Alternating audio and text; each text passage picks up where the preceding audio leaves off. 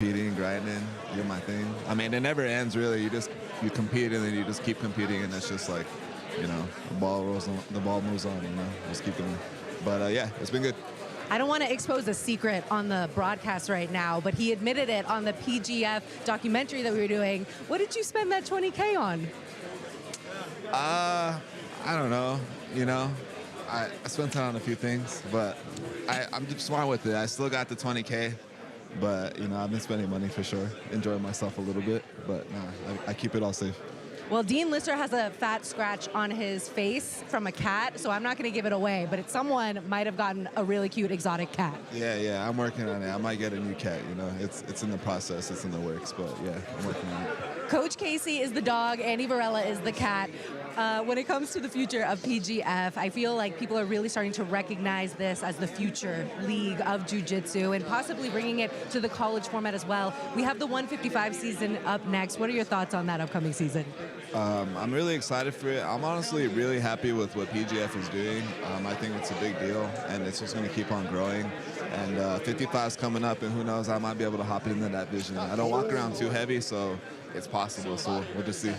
And you are over there at 10 Planet Vegas teaching that 6 o'clock class with a bunch of stars on the rise. Can you name a few people that we should keep an eye out for that could be on this very PGF stage? I feel like this is a big stage where purple belts come and really make their name. So is there anyone in particular you think of? Yeah, I got a few guys. I got Nick Ortiz. I got Spencer Ortiz. I got fucking Brady. I got a few guys coming up that I think will eventually make some waves. I think as long as they just stay locked in and keep it up, I think we'll do great things with them. But yeah, they're coming up for sure. And how does the rest of the year look for you? I'm honestly going to rest the rest of the year. I competed literally all year and all last year. So like I'm giving myself this time just to like let myself breathe.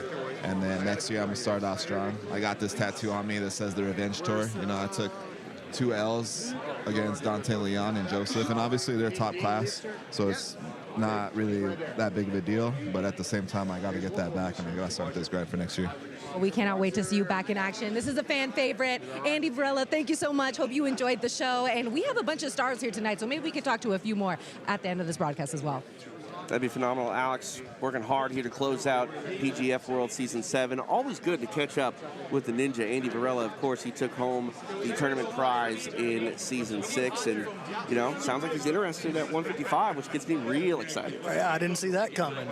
Andy was awesome, and he was great to have around for the whole week, too. That's a big part of how we build the roster here. We got to find people that are cool to be around for a whole week, you know, because we're all basically out here at camp, summer camp for the week, trying to strangle each other to death. Even the staff gets out here during the week and tries to strangle each other before the show. So got to have cool people, man. Yeah, it's a whole team effort here at PGF. And, man, look at who we got on our team, B-Mac. It doesn't get any better. Jiu-Jitsu royalty here in Las Vegas. Yeah, Hodger Gracie, Hoist Gracie, and Dean Lister right there in the shot. There's Mika Sapili, Pedro Sauer right beside him. There's Carlos Machado, Ricky Lundell. And look who's out there with him. My boy Matt Elkins. There's Eddie Bravo down in the bottom. There's Zoltan. I mean, it's a who's who. It's literally the pinnacle who's who of Brazilian Jiu-Jitsu. It's insane, man. I could talk all day with you, but I think Keelan might actually put me in a rear naked choke if we don't get out of here relatively quick. So let's not forget, up next for you and I, B-Mac, the UFC Fight Pass Invitational, December 5th, live and exclusively on UFC Fight Pass. It is inside the Apex here in the combat sports capital of the world, the FPI, the best single night in Jiu-Jitsu. But this week, the best single week, I think, for Ryan Aken on the mat. He's able to cash in $20,000, part of the season-long tournament, and then he scores in a big way here tonight to close out our playoffs. For everyone here in Las Vegas, I want to say thank you so much for everything that you do for PGF. Jason Anik, the man they call Egghead, Alex Wendling, B-Mac, you. Thank you very much. We really have to, I thought we were going to close on a solid foot. It's time to go schmooze, baby. All right. That does it for us. From Las Vegas, I'm TJ DeSantis. We'll see you next time for more PGF World. John Jones is the greatest of all time. He's beaten every human being he's ever competed against. He's the GOAT.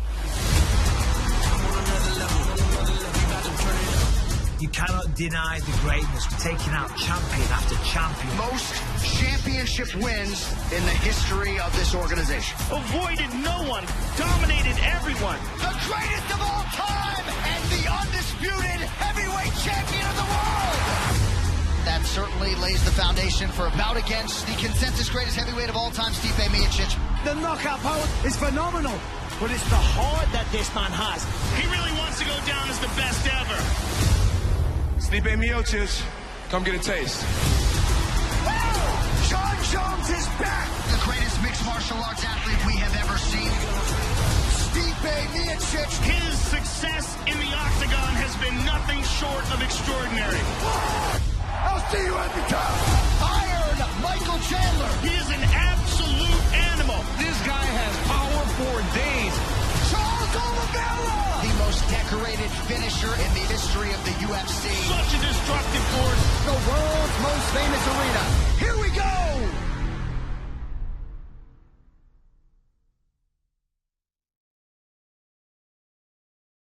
Ladies and gentlemen, it is your friendly neighborhood BJJ podcaster, Rafa Esparza, coming to you live as the post show for the PGF. The bullpen's here. We got a lot of coverage, but the big news of the night, Ryan Aken taking home the 20K. Had a dominant week, an incredible performance tonight. And here was vaguely aware that I was taking a photo of him. He looks just as surprised as I do that he got over 50 points in fantasy. But we will talk with Ryan. We'll be talking with Chris Wojcik. And when we come back, we're going to have our good friend, Paul Ardilla.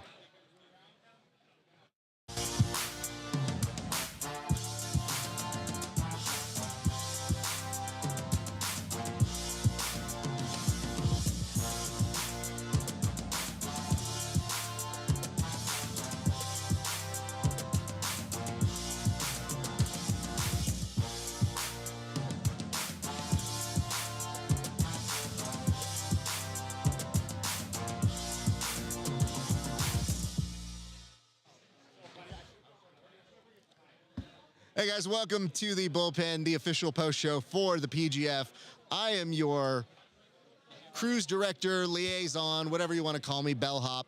My name is Rafa Esparza. I host a show called The Grappling Hour. This is a project between myself and our good friends over at Inside BJJ.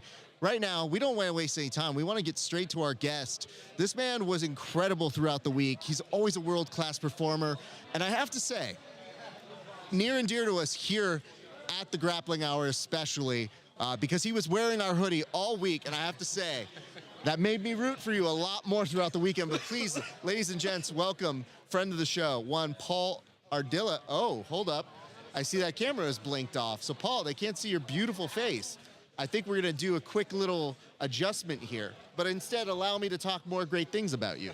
Paul was wearing a Grappling Hour hoodie, which not only made him perform better, I think, but made him look stylish. And who knew that we had not one, but two individuals who had that Grappling Hour hoodie and were able to make it to the playoffs today. I think it bodes well as a protection, but here he is, ladies and gents, Paul Ardilla. So let's start with this. How intentional was bringing the Grappling Hour hoodie in your plans for this week? Bring a microphone, if you would, sir, closer to them. You got it. And I scoot in closer, Please, too. thank you. No, I always rock that hoodie, especially now that it's getting a little colder, including in Georgia. And I looked up the weather before I came here, and yeah, it was showing like 40s, 50s. I was like, you know what, man? Let me go ahead and grab my Grappling Hour hoodie. And so it's warm, right? It's super warm, and no joke, it's probably my most comfortable hoodie. So take that, everybody.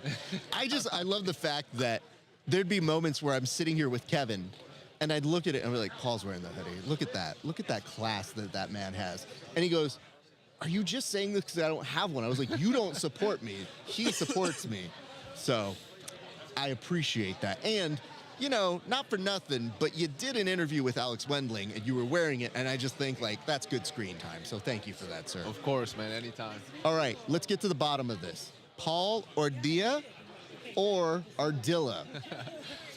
All right, so the full name in Spanish is Paul Ardilla. And then if you want to Americanize it, it's Paul Ardilla. Okay, it's confusing because I'm pretty sure I've referred to you as Paul Ardilla. And then no one has corrected me, including you. So I'm confused. Then I hear these people saying tortilla, quesadilla, all of these different names, and it's been very confusing. So Paul Ardilla, you're okay with the Americanized bastardization of your name? That's right, man. At this point, I mean, think about it. I've been here for 24 years in the U.S. I've heard it all, so I'm just kind of chill with it. And then if it's close enough, I'm like, you know what? That works fine. But yeah, it's Paul. All right. You know, I'll check the tape to see if I've screwed it up more than that. But I've definitely said it on air, so I wanted to at least apologize for my insolence here. Paul, you had a great week, man, and you looked like such a great competitor.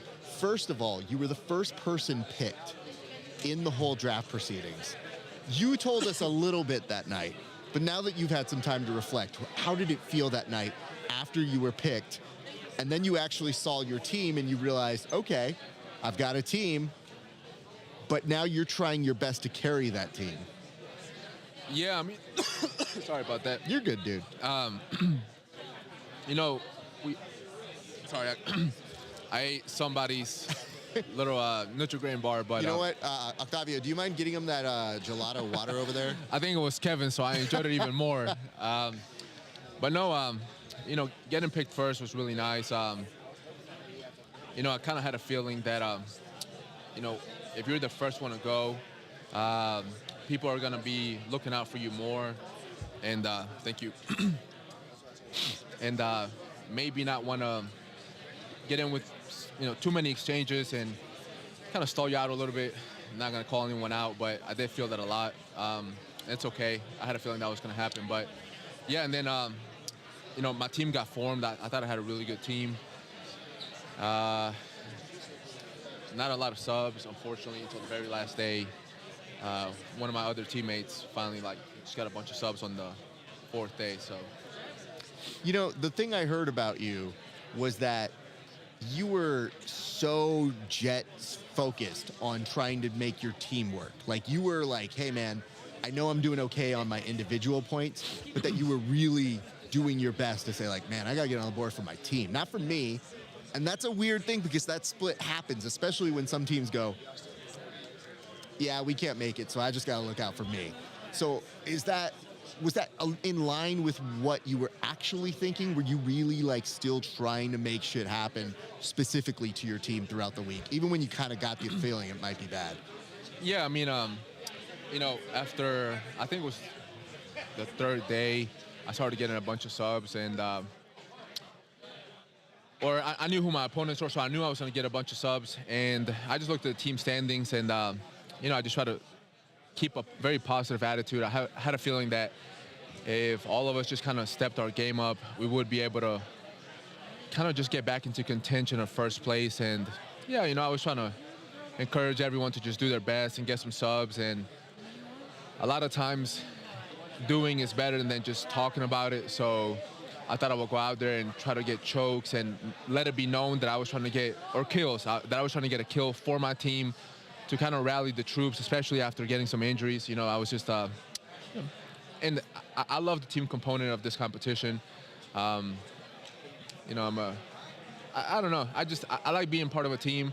I like encouraging other people to do their best. It ultimately kind of comes back at me, so it feels really good. So yeah, I was trying to cheer my team on and hope everyone's going to do their best. I appreciated you and your commitment to your team, and not just the physical team that you had, but also Ernesto. Like, you guys had perhaps one of the best matches of the week, and other organizations or people might have done a fake match.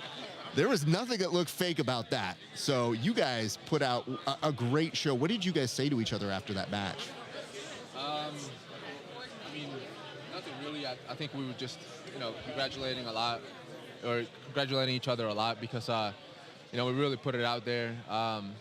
Ernesto, before coming on to PGF, you know, one of the promoters told him that if he was gonna hop on, and he had to go against me, that it had to be like a real match. And you know, he showed me the message, and I told him, like, hey man, don't worry about it. You know, let's just do our thing. We'll talk about it. You know, whatever, man. Whatever happens, you know, we're best friends. So, you know, we'll put it behind us. And yeah, I mean, that's pretty much it. And we just went. One of the best things, though, is that because we train so much with each other, we know literally all of our moves. You know, every single one of my finishes he knows because he's helped me like get the details down, and I know his finishes as well. So I was trying all sorts of like new things, and I knew it was gonna be really hard to finish him, and I knew it was gonna be really hard for him to finish me. The only thing I hoped is just that we weren't gonna hurt each other for the next day. So yeah, nothing but love at the end of the day. Good for you guys. I was so happy with that. I think that is probably one of my top matches from the week. So much respect to you guys. I got a lot of messages. I'm sure you did, but Ernesto also put up a really nice message where he was saying, you don't know how much that match meant to me. And I thought that was a really cool moment. But seeing your brother there, him, you guys as a little unit throughout the weekend, there was such a good energy coming from you and your team that I think that if you were watching at home, maybe you didn't feel it even as much. Maybe you could hear Ernesto yelling a lot. Yeah. But there was a good energy that I thought was unique for our season this year. So props to you and your team. I do want to ask a couple follow-up questions, but the first is, what was like a takeaway that you had from this? Did you have like a favorite moment or a favorite experience from this whole week of insanity? Oh, man, I mean, this was my first 5-day tournament. My mindset coming into this was, well, I get more rounds at practice than 3 a day, so I should be able to coast through this. But, after the first day, I was already sore. You know what I mean? And my body was hurting. Yeah, I mean, it was grueling. It was, and I saw a comment that Elijah posted on one of the PGF posts, which was like, hey, on the 5th day, it's about who not only physically but also mentally can hang on. And yeah, I mean, that's the truth. After the first day, especially, we're 205 pounds, some guys a little lighter, and then some guys much, much heavier. I won't say who, but I'm pretty sure you can figure it out. Sure. You feel the weight of your opponents on you, and you're feeling sore. And then, you come back for the 3rd day, and it's, we're doing it again. And, of course, your body's taking a hit, but then mentally you're like, oh, my God, I cannot believe I have to come here another day to do it again. I was definitely not ready for how mentally taxing it would be and how sore I would be on day 5. But, I loved it, and hopefully I can do it again. We'll see. I'm 33. I don't know when 205 will come back around. We don't know yet, but you have to be top of the list. I thought you being here was a very legitimizing thing. Like seeing you, Chris Wojcik, obviously Ryan did well. Like, you guys made sense as competitors here. And I think the nice part is there's some guys who would never get a match with you who got a match with you. So they got their shot. Yeah. Ernesto, perhaps the most undervalued person this entire week, made a name for himself in a way that is going to carry him, I think, with some incredible momentum. He got some shine. And then there's Kevin. So we need to get to this. The very end of this week happens, and you allow Kevin to get out there. Yeah. Why did you give him this joy? Because to me, I'm sure you're sore, but like, Kevin's chomping at the bit. He's wondering if he's going to get in there. I told him I brought him as a possibility. But I said in order for him to be pulled, they'd have to go through they went through all their alternates. Oh, okay, cool. So how did that scene come together on your side, sir? Well, yeah, I mean, if you want me to just throw it out there, Kevin's one of my best friends, first of all. Even though he's not as handsome as me, not even close. Wow. The weird part is, the nice guy, the Superman that you all know and love, just shades of like the competitiveness come through. And it's like when they shine, are they gems? Look, man, unfortunately, on this, podcast interview, I gotta speak the truth. You know what I mean? I don't want to just put out lies here. So Kevin might even be 3rd or even 4th on the handsome scale of our team back home, unfortunately. Wow. Hold on. No. Kevin, leave him alone. He's a guest. Treat him with respect, sir. But, yeah, no, Kevin went back there while we were all kind of warming up, and he said he was looking for a match. And, I had 2 really tough opponents at first, so I told him I would take those. And if he wanted the last one, I would give it to him because, no offense to the last opponent, but, he hadn't won a single match. So I thought it would be a good one for Kevin, who only weighs like $170, to go against. Of course, that ultimately backfired when the kids started talking shit. And I was like, yo, man, what? if anything, that was a favor to you as well, man. Like, I don't know how you thought that match was gonna go, man, but that was not about to be your first win on this tournament. I hate to just, again, man, I gotta speak facts. But, listen, brother, you talk your shit. You're a champ. I get it. And you know what the worst part is to me? You did it the right way. You sacrificed what could have been better points positioning for you as well. But at the same point, it's kind of an interesting thing in that I felt like Kevin always gets these stall calls. And what's really weird is I do the joke once, twice, if he pisses me off a lot more. But I'm like, it's really hard being in this tournament. And I don't think people realize that you got to be pretty good to get in this tournament. Oh, yeah. So why do we keep doing this joke like it's I'm Rick James, bitch? Like, you were running the joke into the ground. So to me, I was like, you know what you did do? You gave him the opportunity, and I thought he got more respect back on his name. Because it was like, dude, he looked really good. He was offensive the entire match. So not only did he weigh less, you could visibly see how much lighter he was than his opponent, but no stalling.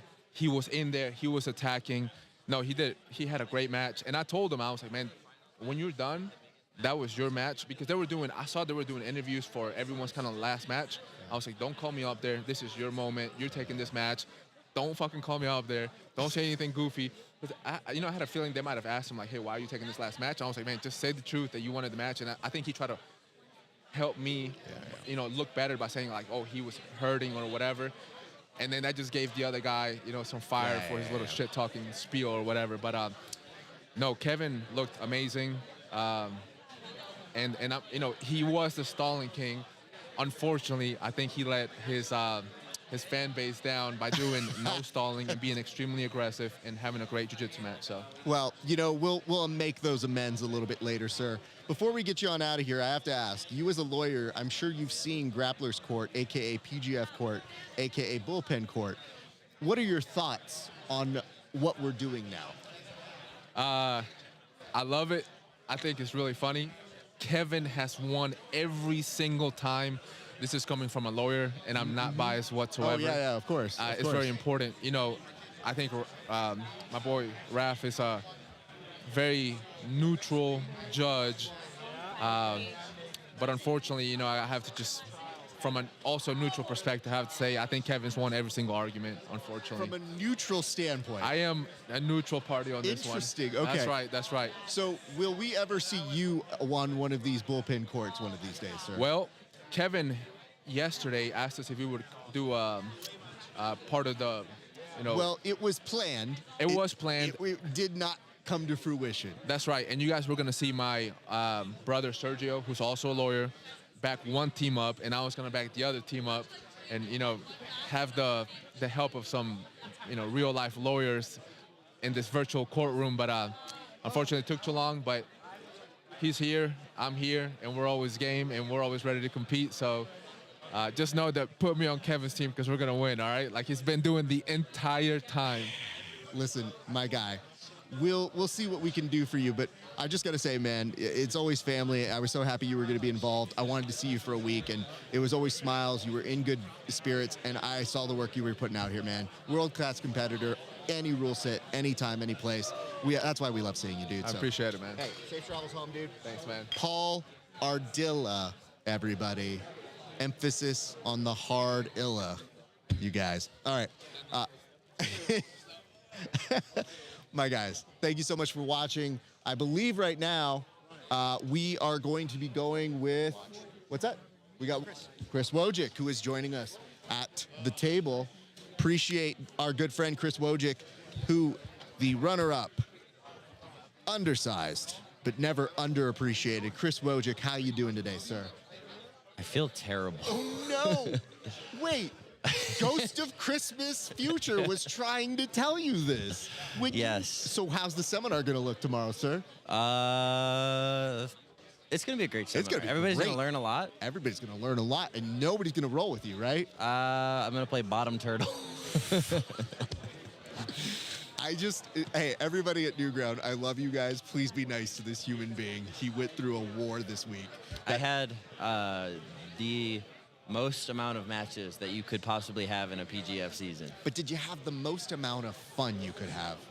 I think so. I was actually telling people earlier, I was saying that this is like the most fun I've had doing a tournament. And I was even telling you, like earlier this week, I was saying that like there are like few things that get me excited to compete right now, like ADCC, EBI, and then this came along and I was like, that is so unique. And it is so challenging that I want like an opportunity to do something like this. So like, just to be here all week was like a fucking blast. Am I allowed to swear on this? Yeah, of course. It was a fucking blast. Well, it was a fucking blast watching you, sir. You were phenomenal. You know, there were a couple people, I won't name names, but they were like, I don't see him making top 8. And I was like, I don't know, my guy's pretty good. And I felt like throughout this week, I think one thing that happens with you is you have such a non-drama attitude about you. It gets lost in the shuffle of characters that are going out of their way to be silly or do stuff or get antagonistic. You just stayed your lane, gave us some great submissions, and then even when there wasn't a submission in some of your matches, they were still really fun to watch. Do you have a favorite match throughout the week, sir? Let's see. I'm trying to see if someone is. I'm trying to see if someone is around who I can talk shit to. My favorite match. Back here, we're good. Was okay. So the Davis match on Monday. I'll go day by day. Davis match on Monday was sick. Okay. Travis match on Tuesday was sick. Wednesday. Who did I have Wednesday? Ernesto match. That was fire. Sick. Thursday, the match with Cam was wild. That was like that was the most physically exhausting match of all of them. That was crazy. And then today, I don't know. I like competing against Ryan. I know he beats me, but like, he's way bigger than me. The EBI is his rule set, and I love just like doing everything I can to try and beat him. And we're gonna keep fighting each other. ABI rules, ADCC rules. Hopefully one day we'll get one that's like who's number 1 rules. I think that'd be sick. But I just want to like, he like challenges me so much. So like, I feel like you get new information every time, but that finals was tense, dude. Like intense to watch. Like you were throwing shit that I thought started making him wince a little bit, where I thought, I don't know, this can go either way. So it was very, very fun to watch. I brought like I fought him today how I should have fought him on Monday. And I guess it didn't make a difference really. Like I lost to him on Monday and I lost to him today. But like I knew there was no way he was going to tap me. There was no way he was going to sub me in EBI. I was giving him like a lot of room on the chokes to try to spin out, you know? Yeah. But I felt extremely confident in my EBI escapes. Even though it took a while, like I knew I was going to get out. We got to work on the holding the back part. That's for next time. It's very difficult. Like sometimes those shoulders are already out. Like, bro, his shoulders are like for the mountain range. Yeah. It's like the Rocky Mountains. Sometimes those body builds when they're like, oh, start from the back. And I go, I've already lost it and I don't have the grip. Yeah, I think, like, I don't know. I was just having a really hard time holding in the back on him. I was like, and we were even talking backstage. Brad was like, oh, you should do armbar on him. And I was like, oh, that would be great if I was allowed to do armbar. You weren't allowed to do armbar. No, you're only allowed to do back for this. Wow. Which is like, I was wondering why, because I was like, I feel like we should do it. And I was sitting there being like, what a choice. My idiotness. Yeah, didn't like know that. my back control on people my size is very good. I do know that. But in this specific region, I was thinking like, hey man, if we're short on time, that's usually the one you switch off to. So that's our bad. Hey, dummies. Our bad, not his bad. Yeah, my only request. Look, I know a lot of people complained about refs this week. My only request for the PGF next season is allow the armbar position, the spider web, if in overtime in the playoffs, because like if you're gonna do a 205 bracket and you're gonna invite like the guys who are cutting and then guys who are weighing 187 pounds, I'm at such a disadvantage trying to hold the back on this guy. Whereas like armbar is my like one of my better positions, and I'm not allowed to use that in this rule set. Like, you know, maybe it would have played out the same, but it would have given me like more options, more things to try. Sure. So that would be my one request for the next playoffs. Well, even then, it's still like it's a 50-50 proposition. So there's a little bit of drama. I'm like, what are they going to choose? Yeah. So I like that. But man, that was a lot to watch. So I'm glad you had some fun throughout the week. You know, how did you like competing on a team? What did that feel like for you in this specific tournament style? I'm going to be honest. I was like about the team. I was like, yeah, let's win this team title. And then on Tuesday, we were like so far behind that I was like, let's try to get Chris in the playoffs. That's the goal now. And then I started getting, because I had the really hard matches on Monday. I had Davis, Ryan, and Kyle Bame. Yeah. And then Tuesday I had Travis, Dory, and Elijah. So everybody was super dangerous. And I remember just thinking like, this is like. I read an article like, oh, maybe Wojcik is like not adapting to this rule set because like he doesn't. And I had like all of these giant tough guys, and then I had 4 subs Wednesday, Thursday. I had a sub today. I beat like this terrifying Polish giant. You know, like I'm not like I think I proved that I can hang in this rule set. I can hang in any rule set. So I think you can too. I mean, as I like to tell people, you are a world-class competitor, even though you don't act like you need the drama for it. Like, you're just good. It's fun to watch you when you're doing your stuff, man. And literally, my legs just get nervous watching the entire time. Like, when these guys are starting to be like, was that a Woj lock? And I was like, just, oh, you feel it right here. I want to get into this, though. Today, there were so many different elements at play behind the scenes before the tournament even started. Last night, you're wearing a Grappling Hour hoodie. Our friend, our guest, who was here just a second ago, Paul Ardilla, was wearing a Grappling Hour hoodie, which thank you. We take a photo together, and you guys tell each other, I think we're facing each other in the finale if points stay the same. Does it happen? Then it gets reverted. Then you have a new opponent. So you went through about 3 or 4 different opponent changes within the period of about 12 hours.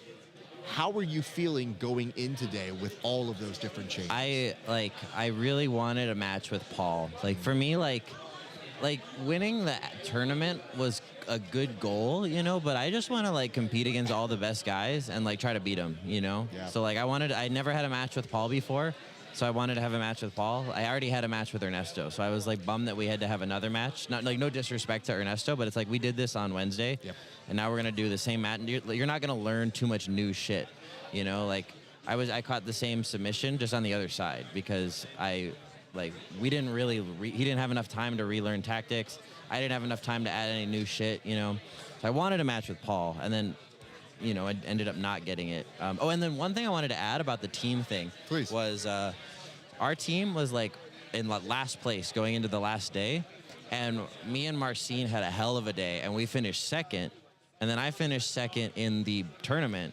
So I had the best B team PGF week in history. You really did. Well, I finished silver in the team and silver in the tournament. Silver team, silver tournament. You're consistent with the results. B team has to be very happy about that. Well, sir, I do want to ask you to do this. What is coming up next for you, and what advice do you have? And if you don't mind looking into that camera, what advice do you have for that next group of individuals, those insane people who will be doing the next season of the PGF? I think so next for me is EBI, December 14th. I took a little bit of damage today, so I'm going to be taking a little bit of a break. Things are hurting. I won't specify what, so I'm going to be competing in about 5 weeks in the Eddie Bravo Invitational at 170 against normal-sized people. And then I'm going to, and that's the last thing for the year, I guess. Yeah, you should probably close it out. Let's be done doing that. Yeah, and then my advice for people who are doing PGF is, one, like, don't like, I guess the first thing is, like, if you're going to come here and you're going to sign up to do 12 matches, do the 12 matches until you can't anymore, you know? Like, we had a lot of people not do all their matches, and I even said this, like, backstage. Like, everyone talks about how, like, jiu-jitsu athletes are not tough, and then, like, people go and do things that are not tough, like just not competing because they don't want to. And it's like, okay, well, that's kind of why, you know, like, you should just try to challenge yourself and do your best. And also then, in turn, like, when you're going to get tapped in this rule set, you should just tap, because you are going to have another match, and then you're going to have another one, and then you're going to have more. So it's like you have to be smart. Like, one of the first matches of the first day was a nasty leg break, and that competitor was out for the rest of the event pretty much, and maybe even out for the next few weeks. So it's like you got to be smart with that stuff. Well, I appreciate the advice. I just knew coming into this you would be the person to give that advice, because you write so many great things, and I feel like you're probably getting about 12 weeks worth of material based off of this one tournament. We had 15 matches, so hopefully 15 weeks worth. Hey, you know what? Listen, I hope that you milk it for all that it's worth, because I can't tell you how excited I was when you were in the mix for this, because the last one was going through. We just kind of talked back and forth, and I thought, man, you would have been such a great addition even for that last one. So do you think you would do this again? Hell yeah. Yeah? Hell yeah. I'll do it at 170. I'll do it at 185. I'll do it at 205. Like I said, I don't even like the results are important to me, but I don't really care anymore, because I've competed so much and I've lost and I've won so many different times that it's like I just want to compete against all the best guys, whatever the rule set, whatever the event. So I do this again for sure. 15 more matches. Hell yeah. Well, let me rest a little bit first. Well, I'm not letting you rest. Now I might make it to your seminar, now that I know that you are vaguely... How about you and me, seminar tomorrow? Let's roll. That's a call out. I think I have to do it. But the problem is I don't know that I'm back, so I might be late to your seminar. I don't know that I'm going to be able to move. No, I know. I'll be able to move. No, I know. You're going to be able... Shut up. I saw what you did out there. You can't fool me. It's just the proposition you're making to me is like, this is probably the best shot I've got, at least for this year. So we'll see. We'll see. But when you say super fight, what rule set are we talking here, sir? I really want to get on Who's Number One or Polaris. Listen, what do I offer you that makes them have more attention? Whoa, can you repeat the question? I was asking what rule set, because you challenged me to a super fight, and I was saying... Oh. I thought you were asking me, like, about my career. No, dummy. No. Okay, what rule set for our super fight? Yes. No time limit, submission only. God damn it. Okay.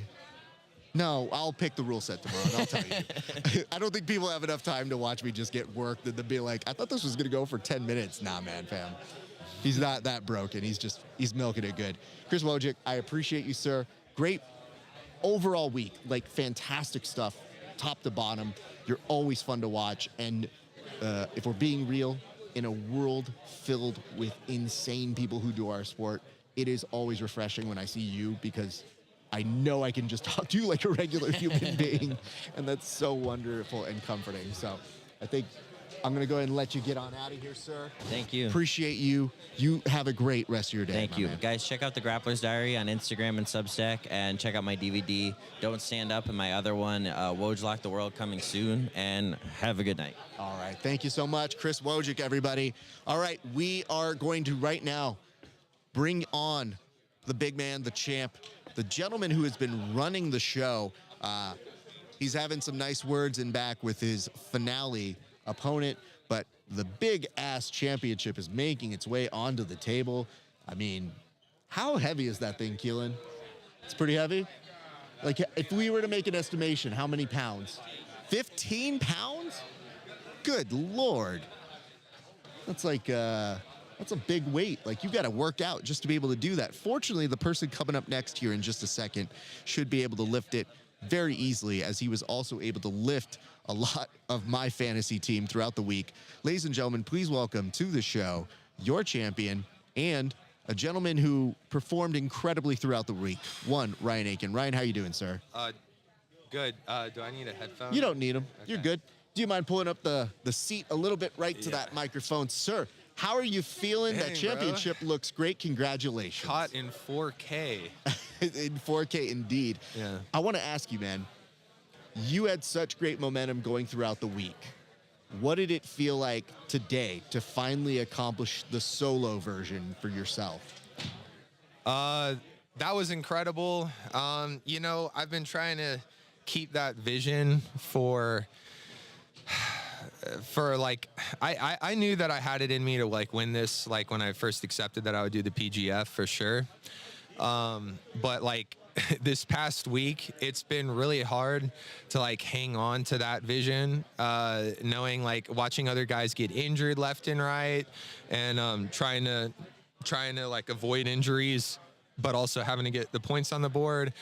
And the thing I was telling Plaster yesterday and just now recently, like I've had this thing where I try to like when I did IBJJF, right, I would, if I wanted to podium, I had to shoot for second. If I wanted to get second, I had to shoot for first, you know? It took me a long time like to figure out that I had to like literally dominate to get first each time. So it's like you have to shoot higher to get everything underneath it. So this week I came here with that attitude of trying to be the highest, the top scorer, because I knew come the finale that I wanted everybody to know that I was the one that was dominating the season. Well, you definitely dominated it, but you touched on this, but you were mentioning that you were going through some tough times throughout the past year.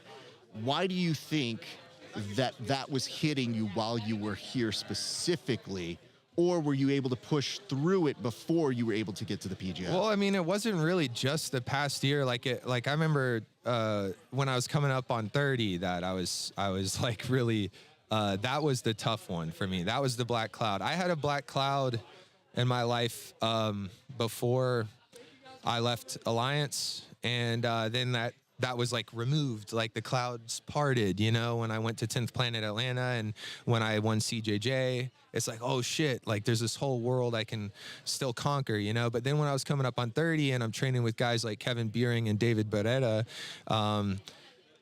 I felt those clouds like starting to creep back in, and the sun was starting to get a little dimmer, you know, because you know, when I was coming up and I was 22, we had guys like, you know, Haggerty that would get like 29, 30, and then they're like, yo, okay, I got to focus on my real job, you know? And I mean, dude, like Ryan Haggerty's a stud, you know, out of Alliance, but you know, I remember feeling that switch, you know, when I was the young guy, and I remember feeling that switch in him when we would roll, and he's like, you know, it's probably time to like chill, you know, go to my beach house, you know. But he had the most like deadly Kimura and guillotines, you know. He was the first no-gi like training partner I really had at Alliance, you know, that would push me. So I was scared when I was 29 going on 30 that and I didn't have a sick like construction job or something, you know, that was gonna you know, bring in the dough, and, you know, all I've ever had is jiu-jitsu. So what, I'm supposed to like fall back and be that jiu-jitsu instructor at some local gym or whatever, you know, and just make way, or be a body, a sacrificial lamb, if you will, for guys like Kevin Beering and David Beretta on their way up. But, you know, I've taken everything seriously, and I've just really stuck with it. This year specifically, actually ever since ADCC, I feel I removed all these other distractions, and I really just focused on, okay, I'm full-time jiu-jitsu. I'm not learning a single other skill. I'm watching film study with my girlfriend at night. You know, we might want to do Netflix. No, film study, bro. We're literally falling asleep to this shit on the TV. So, yeah. Did you call her yet? Yeah, I just got off the phone with my girlfriend, Jaden. Love you, baby. I make sure to get that in before I get through all the interviews and stuff. You know, she's one of the first people I call. I still got to call my dad, but I got something big about my daddy issues and shit like that coming out. So understood. I'm sure. Hey, You know what the nice part is? I wanted to ask you this when I heard you talking about this dark cloud. Does this change anything for you? Does this make you feel something different with this result in this kind of a week, though? Say that again? Does this change anything for you? The performance like this week and this championship, when you mentioned having a dark cloud, does this help to, like, either... Yeah. Well, how does it help then? Because, Raph, this is a beacon of hope. Like, the EBI belt was kind of a beacon earlier this year. And by the way, for the last 3 years, I've had I don't know how I do it, but it's been like 2 belts a year. It's been a 2 belts a year thing. And this year, it's no different. It's 2 belts. This one is definitely up there with the EBI. The EBI means a lot as, like, it's like a get back, I guess, because, like, New Wave has been running the show, or not really just New Wave, but Gordon, you know. Yeah. And Gary Tonin were running the show with EBI, and then Nicky Rod ran the show with EBI. And then finally a 10th Planet guy comes and gets the EBI Absolute belt. So that's kind of like the get back, right? But this, for me, for my team, is a beacon of hope, okay? Because this thing, PGF is definitely the future. The way something that stuck out to me was how well, like, they color coordinated the teams, you know? I don't know if you know much about, like, video, but, like, in video you have, like, the RGB thing, you know, red, green, blue. Mm-hmm. And then, boom, we got gray and black on New Hope. And somehow, like, dude, somehow being the freaking 20th pick, like, I'm able to bring gray and black all the way to the top. And that's the one that stands out over RGB. I don't know, man. Like, as a guy that's, like, done some video editing and shit, like, that was kind of cool to me. Well, I want to tell you this. You had so many great moments throughout the week. I really did enjoy watching you progress, because to me, you just seemed very dialed in on every emission. Mm-hmm. And I thought that was really cool. You took each match and said, all right, let's get this done. Next one. You didn't waver from that at all. So it's hard to do it. It's easy to learn say that from Andy Varela. Absolutely. Yeah. But when you look at it, you know, you don't see it until you're here, and then you realize, oh shit, I got a match with this guy. I got a match with this guy. And a lot of times it's your friends. Do you have a favorite moment or anything that you take away from this week that you kind of really, really, like, enjoyed, or that it meant something to you? God damn, dude. I wish I could have done, Chris, bro, I love you, bro. You're a great rival. I wish I could have done what I did to you, like, earlier this week in the finale, but my God, you were onto it. You would not let me pass that guard. You would not let me get that body lock. You knew it, and we talked about that backstage. Yeah. So you knew that it was coming, man. So I will say, like, that one earlier this week was a big moment for me. A lot of people probably think that the Davis thing was a big moment for me, and it was, like, a social media wise. But I also have, like, 20, 30 pounds on Davis, sure. You know, so Chris, I might only have, like, you know, 10 or 15 pounds, you know. And Chris was someone that I've had so many wars with in the past. That last match was still an improvement from the CJJ match I had with him a year ago. But the match that I had with him earlier this week was a huge improvement since CJJ. So, like, Chris is someone I always get anxious about fighting. I never get overconfident about it. I know he's going to bring it. He beat me in ADCC trials. So that was definitely the one that sticks out for me. That was it. You guys had some incredible matches. The way that you finished them throughout the week, a real big highlight, I know. I would like to ask this. The camera's right there. Would you mind telling people any advice that you have for anybody looking to do the PGF in the future, sir? So if you're, like, an advanced competitor and you want to do the PGF, you have to understand that this is going to be a very grueling week. Don't stay in the hotel. Get off the Strip, bro. The Strip is a trap, dude. Vegas sucks. I hate Vegas, man. I hate Vegas because of the Strip. But when you get off the strip and you get like a house out in the suburbs and you like everybody else that actually lives here, dude, I would sit out in the hot tub and look up at the sky at night. What's up, guys? Ryan, And sorry to interrupt your shit. Andy, love you, bro. Enjoy your day, sir. This is not working well. Have a good one. Dude, get off the strip, get away from the city lights, look up at the sky. Dude, this time of year, the sky is beautiful. The stars really stand out, man. So if you come out here for the PGF in the future, do that, number one. Number two, man, dude, you're going to be here for a week. You're going to be in the trenches, bro. Anything that you do at home, like I went and bought a freaking yoga ball, a bucket of rice, lacrosse ball, several things that I use like for training, okay, that I'm just using at my house and stuff to warm up for training. I brought all that, like I went and bought all that here so that I could have it at the house. I could bring it here. Because, dude, these are like 7-hour days, man. You got to keep your body together. You got to treat it like you're in for a long week, you know, full time. So this isn't something like the day 1 and day 2 are going to be super hard. Those are the days you need to come out and try to prove a point, but also be safe, okay?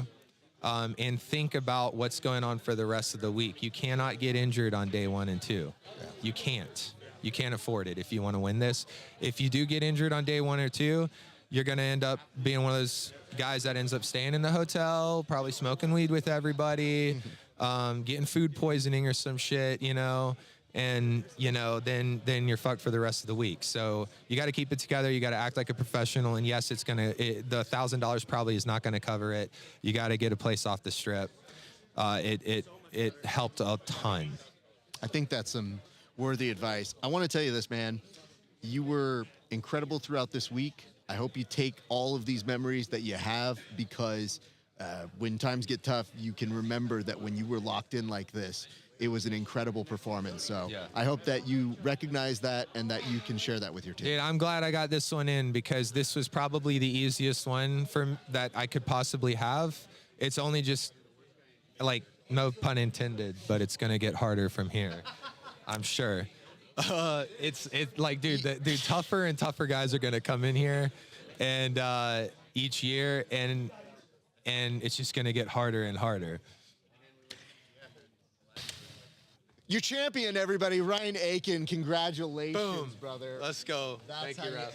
Hey, congratulations. Appreciate you, brother. All right, you guys, thank you for tuning in. We still got a lot more show to do. I have been informed that we have a special guest that's going to be dropping in here in just a second. Now, this is a surprise to me, because normally I book the guest. I don't know our next guest. I've never met him. But I am familiar with his work, and you should be too.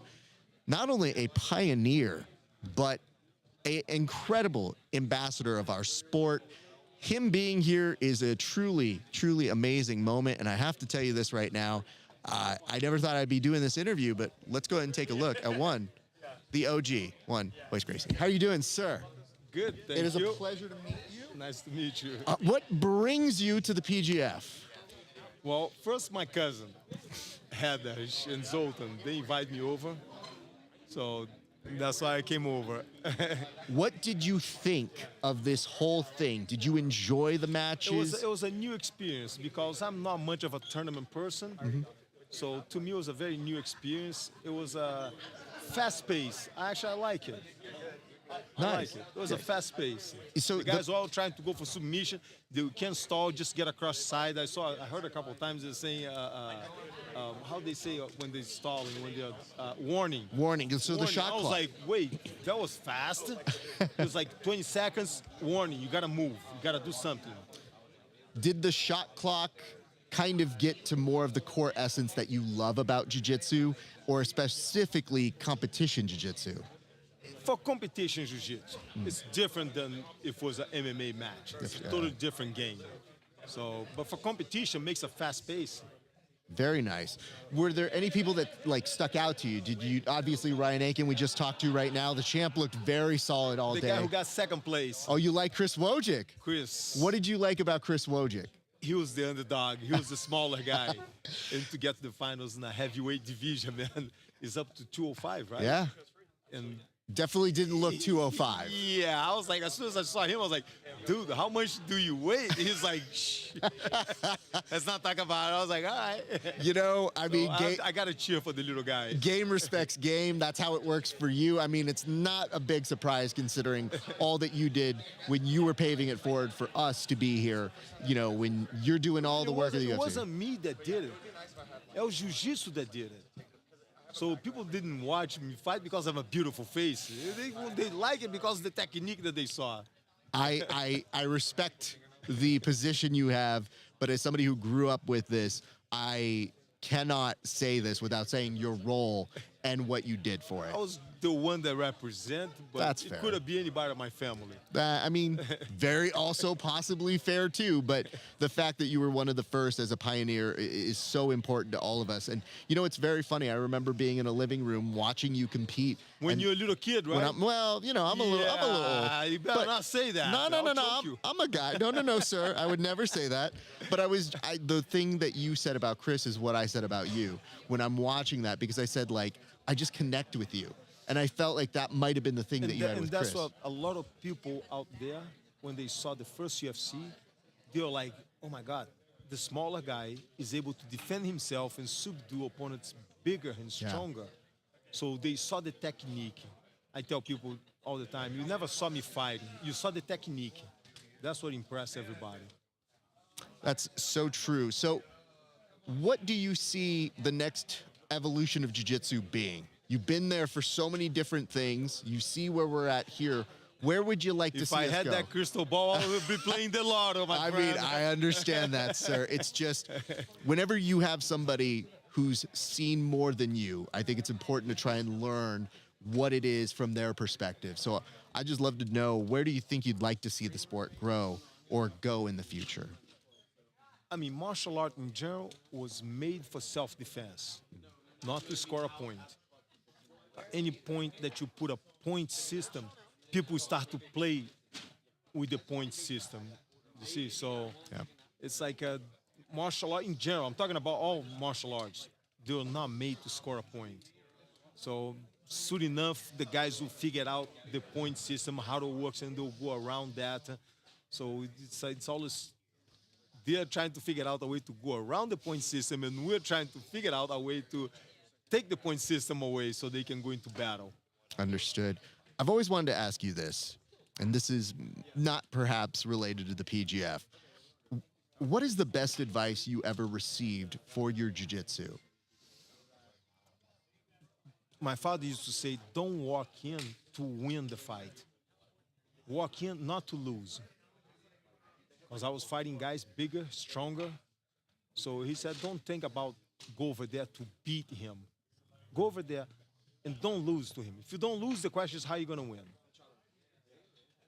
That is very helpful. I mean, so I mean, in reality, the way where he meant was like, okay, if you fight somebody, an 8-year-old, a 10-year-old kid, and you don't lose and you don't beat that kid, who won the fight in case of a draw?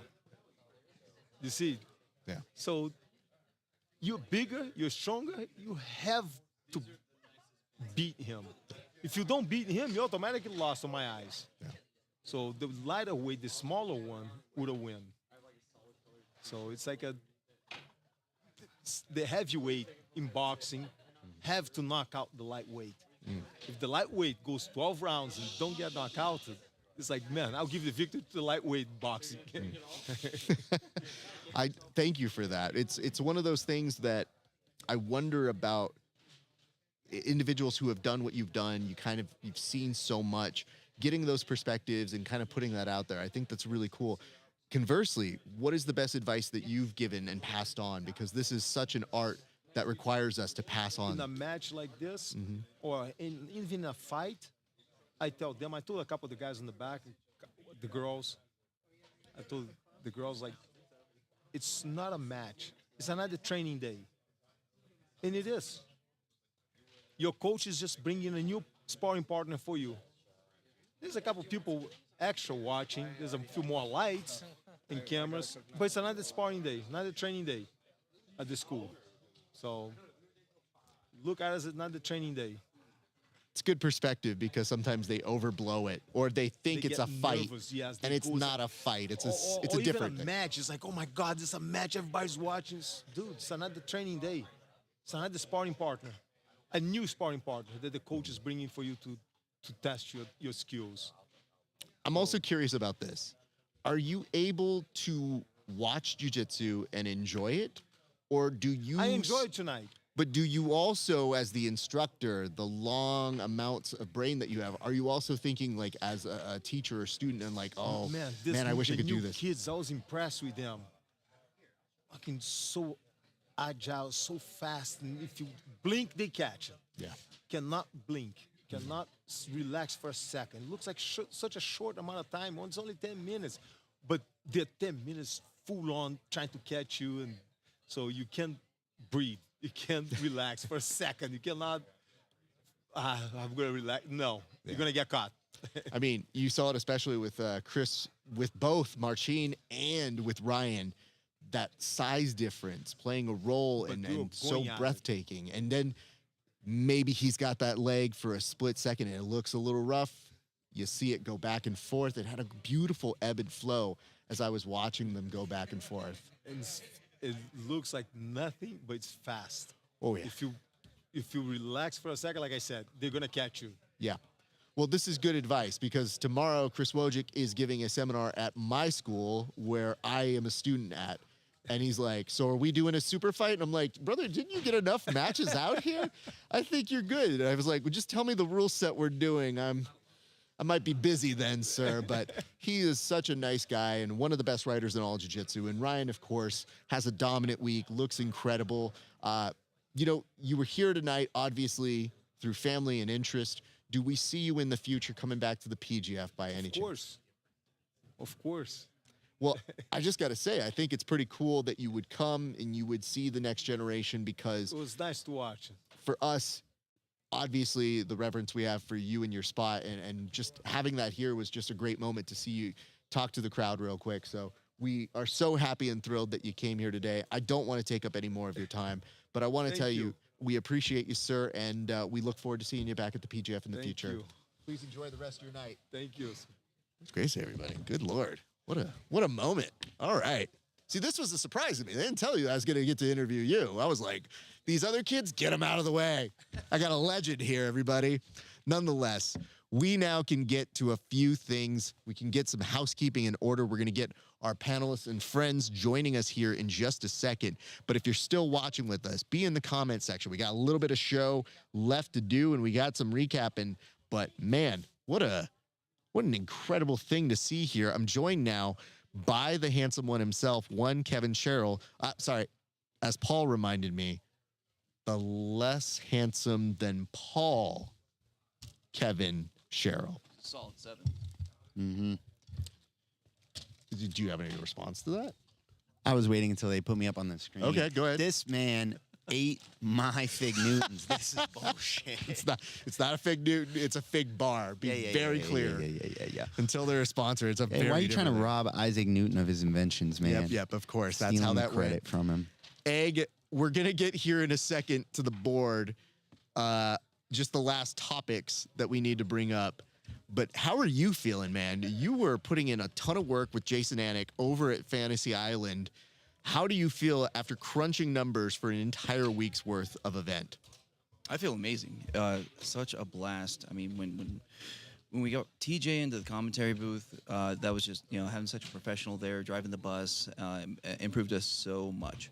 And then, going over there to the new fantasy table with Jason Anik, again, such a great professional, just, keeping me in line. And awesome.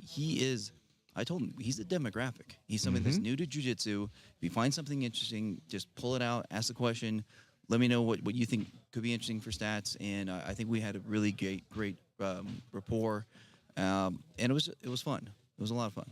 Great to hear. Gentlemen, we're going to get to a few topics. The first of which right now is, what a week. Jesus.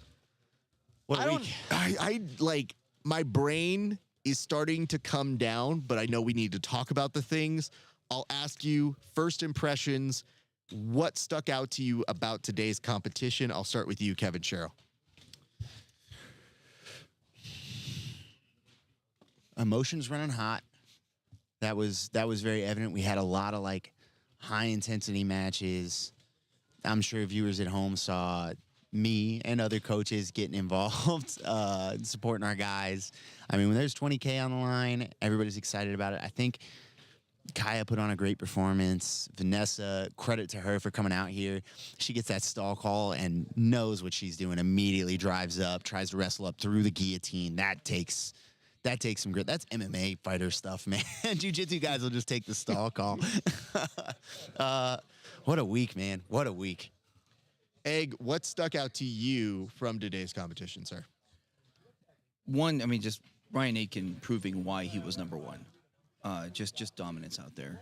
It's wild. We knew if he got to EBI overtime, he's one of the best at it.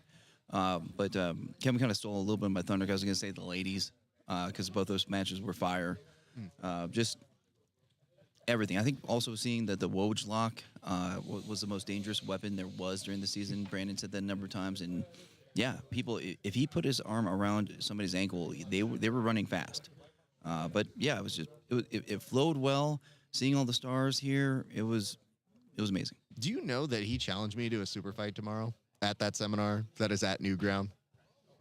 I wouldn't take that challenge. I mean, I'm busy.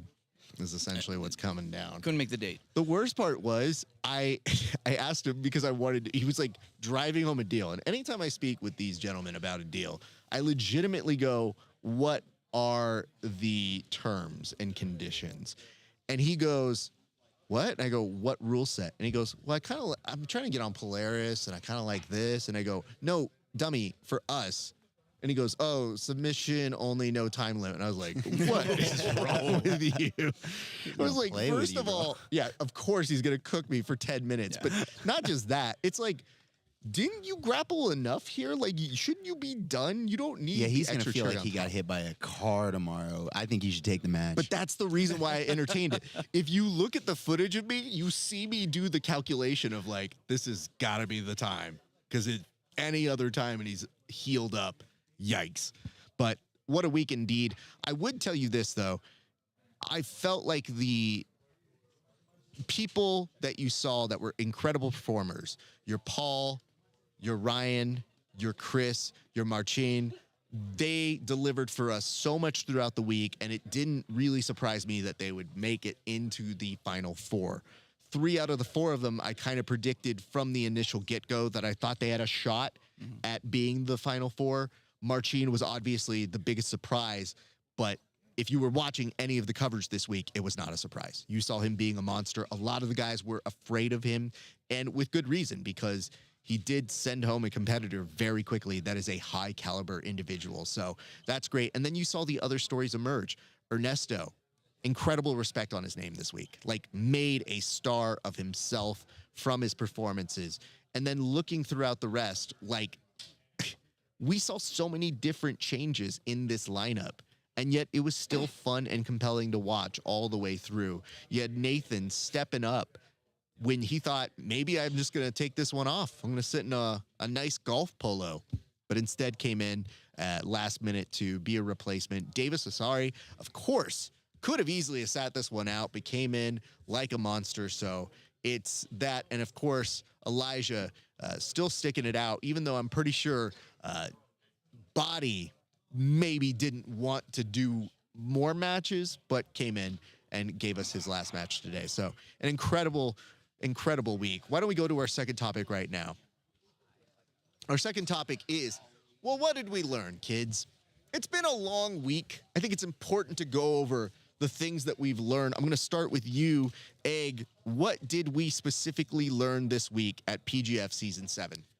Well, I don't know if we've learned it. It's certainly been reinforced, is that keeping your team healthy in sports matters. Because if you look at Team New Hope Regeneration, what they have, a team that stayed intact the entire time. And I think Kevin had a pretty cool stat on this, is that we had about a 50% injury rate, he was saying, which that tracks. I mean, Toronto had 9 different people have to dress up for their team. That's insanity.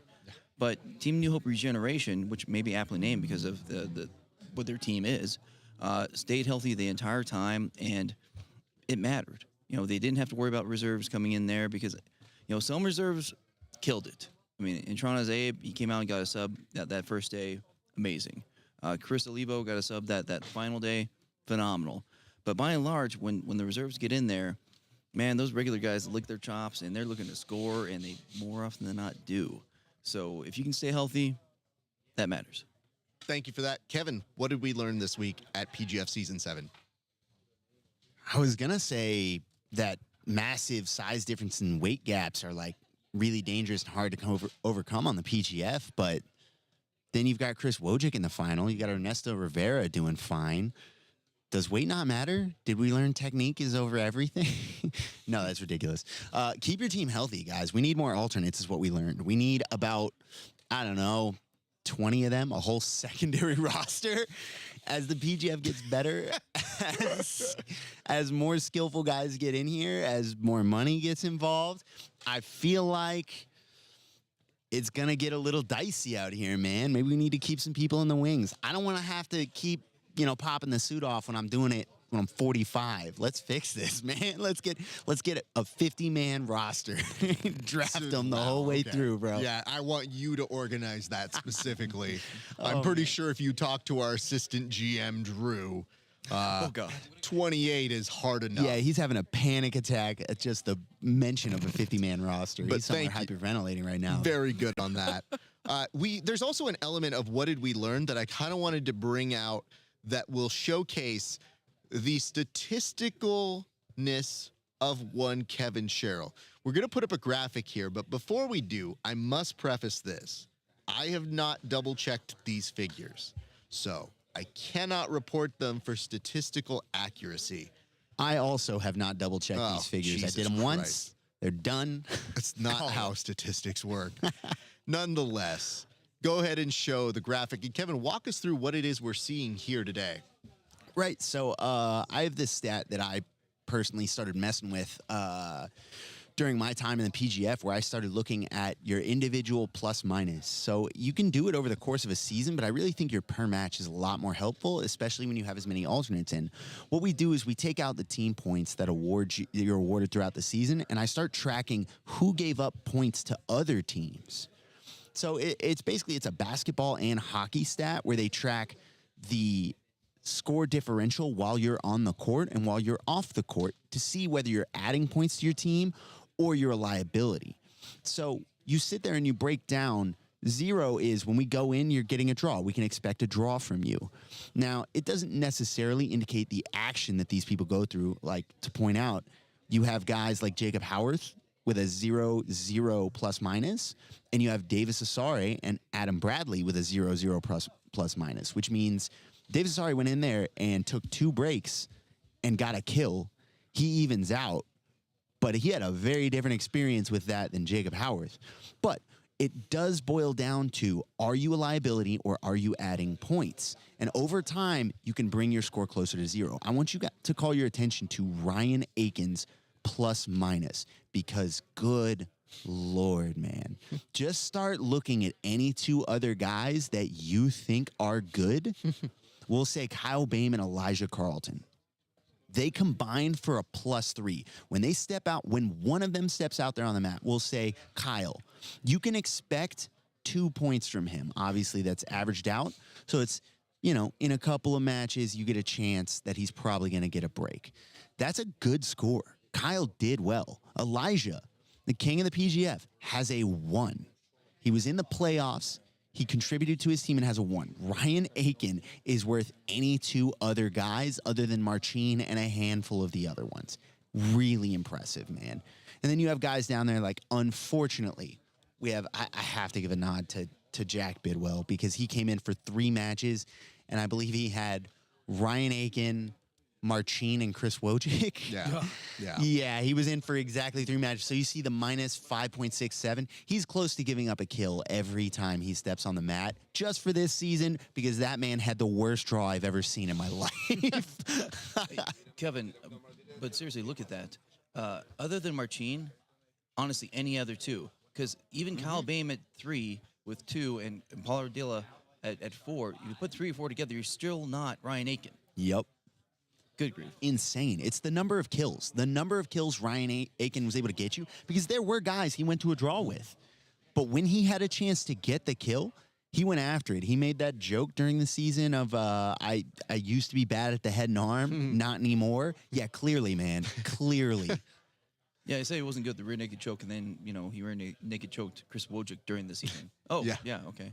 No, yeah. No, not too good. Yeah, not so good. Well, thank you for that, Kevin. That was a very nice thing that you put together. How many cocktail napkins did you write that on? It's more about the crayons I went through. There we go. All right. Well, the fact that you actually did take the initiative and make that, I will give you a cautionary good job until I fact check it. And then when I look at it, I'll have to make sure that we didn't put something up that was salacious. Straight up, it's wrong. Don't. I'll tell you, I'm gonna have missed at least one. I'll why? tell you this. No. Let me defend just it. say that later. Let me defend this. Some of the smooth comp things are wrong. I had to catch at least one of them. Paul Ardilla got a elbow genie point versus Brad Schneider, and that was not reflected on smooth comp. It doesn't matter. It wouldn't have affected playoff order, but it happens. We have 120 matches. I did the best of my ability, but I didn't go back through, check the screen, and watch the stream to see whether the smooth comp numbers lined up. I just know that because I know Paul and I train with Paul. I remember the match. There are going to be some inconsistencies there, but we're going to fact check them. So, don't worry. I'll get the crayons back out. Are we? Because, I'm kind of like... I'm sitting next to Egg. You know I what I bet mean? anything he can't help himself. Dude, I have all the matches and all the stats. All you had to do was ask. I could have emailed them to you. You didn't have to worry about smooth comp or put them together. I don't trust his stats. Wow. I'm the stats guy. I will tell you. Kevin now? Okay. Wow. Hand over your spreadsheet, sir. I think we have one more topic here, and let's go ahead and slide this in. Gentlemen, should be the easiest one. I'll ask you, what was your favorite moment from the week? I'll start with you, Egg. Maybe we got to go viral with the Ryan Aken against Sari. What was it? The ankle lock heard around the world. Favorite? You're a psycho. Yes, I am. I remember that. No, it was just wild. And maybe the transaction occurrence because then you have Sari be like, no, I'm good. I can play more. Man, it's got to be good to be young. But just wild. I think that's it. Fair enough. Thank you for that. Kevin, what was your favorite moment of the week? I'm not a broadcaster, so I have to just go ahead and put this up on my Instagram to get myself that free little props. Okay. But it has to be the initial Chris Olivos walkout. It is now in my story at Kevin Grapples on Instagram. Oh, my God. Why didn't you send this to me? I know the video. I didn't even think of it until just now. It's my favorite moment. Would you like me to send it to you? Can we get it up that quick? I mean, it's possible. Just, airdrop it to me and let's see what we're doing while you describe it. I'm going to put it in there. Oh, my good. It's so funny. Yeah, that's my favorite moment. That's my favorite. I'm so happy one of my students sent this to me, and I am so sorry. It was on Instagram. Let's give it a little more context. And it was something that I completely missed. I put it up right now on my Instagram. You put it up right now on your Instagram. Okay, so I see the attachment. So anybody that's watching it, go to @KevinGrapples, tap through my billion stories, and go look at that little clip. The reason why this is so infuriating is that I don't know how we didn't put this up earlier. And if it was any other scene, I would not have cared. But the fact that this never made our program is really a reflection of myself. We've been busy, man. We have been busy. We lost Tim, R.I.P. Tim. Yeah, but we've been working, and we had Jason Anik, who did a great job. We had Matt Elkins, who did a great job, and we also have Aken. But no one noticed that. Hold on. What I should point out, though, is we noticed that when this stuff was going down, we somehow missed this one clip. So what I'm going to do right now is, Kevin, do you mind talking? Let's put the one shot on him. While I could see it as sent to my computer, I will put it up with you guys. All right. God, I hope you guys were watching for this. It's so funny. The camera angle is perfect. So Chris Olivos comes out, and he does a known WWE, as well as LeBron James does this little walkout celebration where you drink the water bottle, you turn up, and you spew. You just little spray or whatever, and I'm sure it's real cool. Except while he's walking out between the chairs, blasted in his cowboy hat, and you can catch a shot on camera of Ernesto getting hit with it. and going, Jesus. It's so good. Oh my God, it's so great. It's gotta be just the fact that he's just in the corner as the camera pans away and follows Chris, and you see him shoot the meanest fucking glare, fix his hair from whatever's in it. It's golden. It's absolute gold. You catch this? That's great. Oh my gosh. All right, we might have it. We might have it, guys. Here we go. Yup. All right, so Chris comes out, fully set up, cowboy hat, boots, fur coat. Bam, there we go. Has his moment, flex. Ernesto catching the stray and shooting him the meanest glare. You can see that look in Ernesto's eye that says, man, I hope this guy later this week. I'm going to get my pound of flesh for this. What is he saying when he screams that? That's 100% he's using the Lord's name in vain. Let's get me and Keelan over here. Absolutely. We have the commissioner himself Well, there we go. has come up to join the bullpen. Keelan's going to be coming in as well. Okay, I just tech Man. directed very quickly. So they're going to come in. You guys are going to swap out for just a second. And then we'll have you guys come back for PGF court. But, ladies and gents, the party still goes on right now. We will be joined shortly by 2 individuals. We'll just keep it on that shot, that 3 shot, because it'll be set up for all 3 of us. I have to tell you this, you guys. It is incredible to see the work done by the people who are going to be joining us right now. You have the PGF commissioner who's about to come on the show and join us for a few seconds here. And to the other side will be our showrunner, our executive producer, one Keelan Lawyer. And I am incredibly happy to share the microphone with these 2 gentlemen. Welcome to the show, Keenan and one, Brandon McCatherine. How are you guys doing? Wonderful. Gents, we did it. How do you feel right now? Are you exhausted? Do you still feel you can do another season in a week? What's going on in your brains? I'm pretty tired. Yeah. No, I wouldn't want to do this again next week.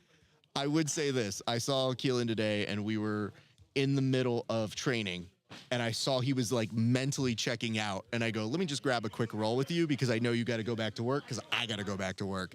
And we literally just rolled the easiest slow roll possible for 2 people who are in production, just barely sleepwalking through a fucking roll. Joke's on you. That's how I roll all the time. Joke's on you. That's how I roll all the time. Ha ha. Joke's on y'all. You both suck. Oh, that's fair. I don't dispute that. And I'm getting called out by Chris Wojcik for a super fight tomorrow, so things are not going very well. Not going that good. No. And I'm like, dude, didn't you roll enough? BMAC, right now, initial feelings, season 7. How would you describe what you saw this week? Well, I think it's pretty clear. It's very clear to me, at least, that this was the best season of the PGF that we've ever had. It's still like super surreal to me, honestly. It's super surreal that we're even doing this. Like, it really just feels like, a couple of days ago in a lot of ways that me and Keelan were just scratching this all out on paper at my kitchen table. And, the vision that we set initially, it feels like it's starting to come true. And I really feel like we're just getting started, to be honest with you, Ralph. It's good to know because, dude, it feels like even a jump from season 6, which was so polished, so well done. It felt like there were improvements on the refereeing. There were improvements on the production. There were improvements for the housing in the way that we took care of our athletes. So just so many little small details that really came to shine throughout the week. And I know a lot of that is also in thanks to Keelan. So, Keelan, what did you feel right now?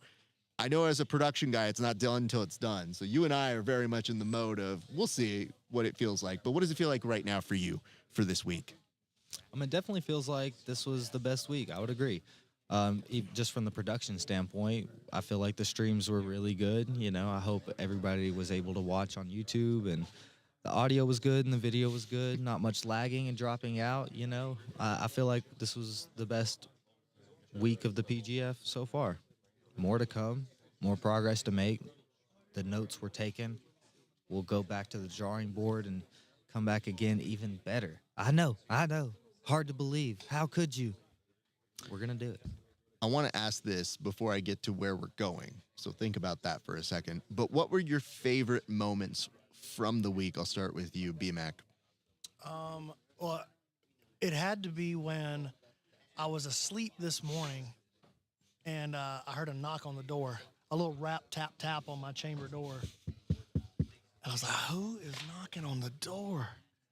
And I got up, I put my shirt on, put some shorts on, because I didn't know who it was. And I opened the door, and Hoist Gracie's standing there. And he goes, hey, my brother Brandon.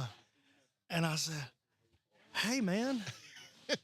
And hang out right here. You want some water? I got to brush my teeth.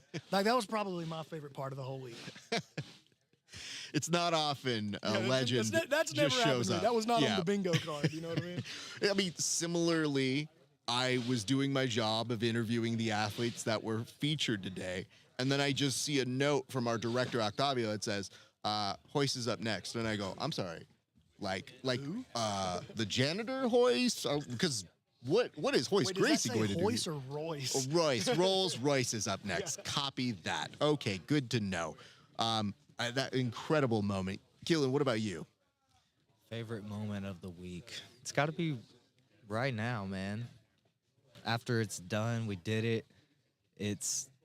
We got a champ. We gave the money. The stream didn't die. Nothing burned down. Right now is the best moment so far. You know, I'll tell you my favorite moment. It's not far from yours. Is we started at 4 p.m. Like, this show went at 4 p.m. because last year something came up and they put it out, and that would kill other streams. Y'all fixed it. This year, the way I knew that was hitting was when everybody goes, wow, it's so fast today. We're flying through this. And it's like, 'cause we started at 4, this is how it's supposed to feel. And it felt like such a great moment from a producing standpoint of, oh my God, everything's going right. Now we just get to enjoy great jiu-jitsu. And that is all you can ever hope for. So that is very good. Gentlemen, the next question. Where are we going? Because there's always hints of it. You drop a little nugget here and there. Where are we going next for PGF Season 8? Well, we're definitely going to 155 pounds for PGF Season 8. So write that down. If you're a 155-pounder, start putting your name in the hat. We're looking for people that have, first of all, that have what it takes to be a PGF athlete. It's not for everybody. I understand that. But in my opinion, at this point, the PGF is professional grappling, and everything else is not. It's working towards it. So if you're a 155-pound athlete and you're a professional and you want to win some money and you want to have literally the best jiu-jitsu experience of your life, ask anybody that was here, from the staff to the athletes to the coaches. It's the greatest jiu-jitsu experience you could possibly have. Drop me a DM, go on to pgf.world, hit that athlete registration form. Let me know that you're interested. We'll start selecting athletes. It won't be that long. It's right around the corner. Where will we be? We will be in a secret location. Okay. But it probably won't be Las Vegas. Oh, boy. Okay. I don't know that I should say just yet where it will be.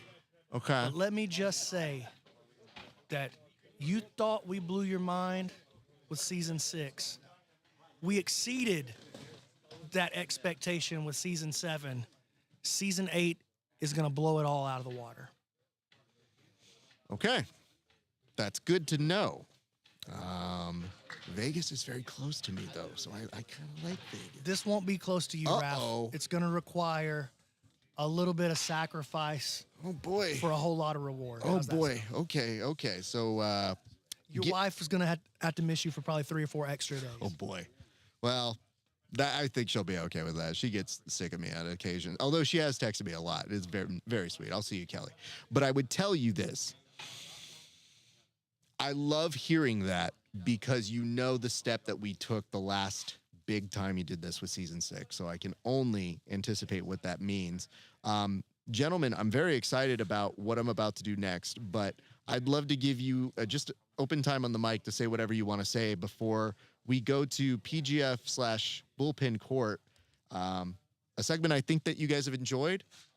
What I am going to tell you, favorite things of the week has been going back to the room each night, and me and Keelan, Isaac, and all the rest of the crew opening up the laptop, and we go back and rewind, and literally the only part of the PGF that I've seen this week has been the post show from the bullpen. Thank you. I think, and I'll give you the hint of where we're going tonight. I'm going to have them on PGF court make their case for what weight class we're going to do next. Because maybe, not that we're going to change anything, maybe they make a better case for a different weight class. I'm open to all arguments. Oh, shit. Oh, this has weight now. Okay, cool. Before it didn't. Gentlemen, we'll start with you, Keelan. You can have the mic. Let's put the camera directly on him, sir. What am I saying again? I'm just saying. Any shout-outs? Anybody you want to thank? Do what you want to do, sir. I mean, I just want to thank everybody for watching, especially the people still watching. You know, you're a true fan, hanging around for the post show. Thanks for hanging. I mean, thanks for being patient with us this whole show. I know it looks like $1 million show, but it's not quite that, okay? There's like 6 of us back here doing it. Be patient with us. We're getting better. Every season we've gotten better. If you're a longtime fan, you know that's a fact. So have faith, trust in us. It's going to get even better and better. That's all. Thank you, Keelan. B-Mac? Do I get the solo shot? You do get the solo shot, sir. I'm ready. I just want to say to everybody that's a supporter of the PGF and what Keelan and I and Zoltan and Heather are trying to do, thank you from the bottom of my heart. Your support, your encouragement, your love means everything to us. And this is my love letter back to jiu-jitsu. So thank you, jiu-jitsu, for everything that you've done for me.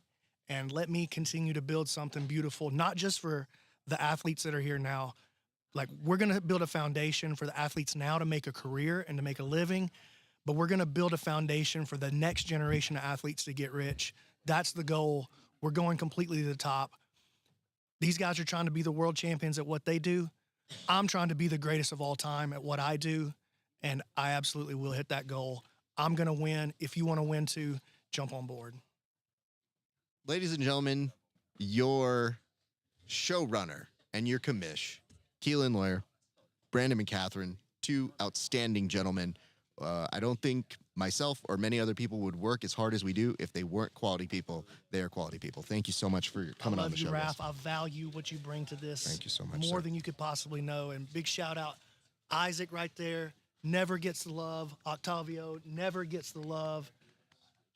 Jump in the comments. Let those guys know how you feel about all the hard work they've done. Don't be scared of that super chat. Indeed. Gentlemen. Love you, dude. Love you. All right, guys. Well, now that we were all wishy-washy, let's get to PGF court. What you are witnessing is real. The participants are not actors. They are not skilled enough to be actors. They are actual hosts litigating on behalf of the athletes and the audience of the PGF at an undisclosed underground court in Las Vegas.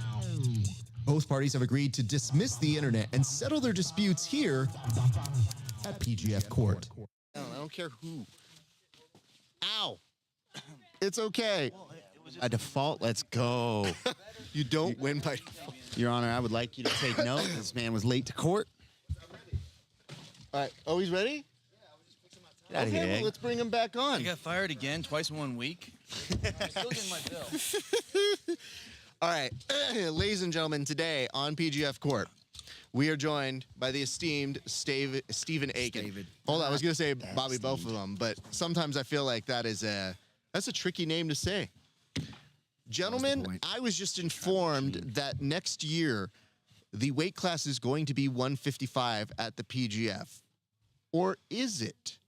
You now have the opportunity to pitch the weight class of your choice that we will have and feature for Season 8. And as per the commish, he's open to changing it if you can change his mind. No pressure. Gentlemen, you'll each get to make a case for what it is that you want.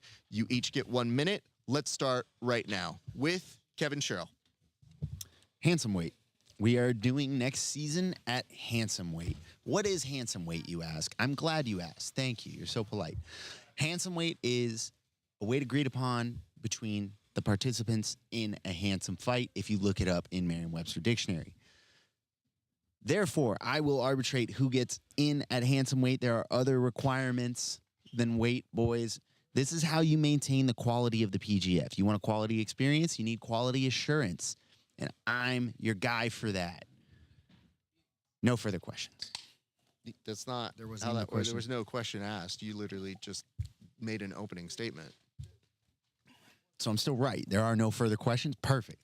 No, you just have the opportunity to speak. You're not using your. You know what? Thank Take God. the time God bless off. America. Take the time off. God bless America. Stephen You have the Aken, opportunity to speak. shut up. Stephen Aken, you get 1 minute. Your time begins now. I'm going to stand with the 155 division, as the commissioner said, because these guys are typically some of the most exciting, athletes and grapplers that we have in combat sports.